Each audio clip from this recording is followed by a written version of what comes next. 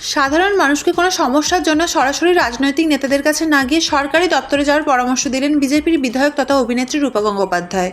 তিনি স্পষ্ট ভাষায় বলেন, কোনো নেতার হাত পা ধরে জীবন কাটানো গণতান্ত্রিক পদ্ধতি নয়। মানুষকে একটা পরিচ্ছন্ন সমাজ দেখতে অভ্যস্ত করতে হবে।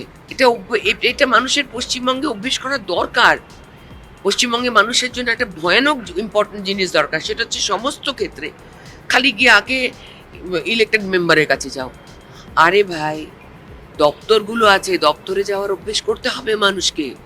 সরকারি দপ্তরে মানুষ কাজ করে না, হাসপাতালে মানুষ কাজ করবেন না, এতদিন ধরে তাই চলেছিল। তো আপনারাও যদি বারে বারে সমস্ত কিছু নিয়ে এসে ইলেক্টেড মেম্বার দেখা চলে আসেন, তারা পায়ে ভারী হয়ে যাবে কদিন পরে। তারা সকালে বলবে, এই তো আমার তো ওই নেতা আছে, নেতার পা ধরে হাত ধরে আমি জীবন কাটাবো। কোনো নেতার পা ধরে হাত ধরে জীবন কাটানো তো গণতান্ত্রিক পদ্ধতি নয়।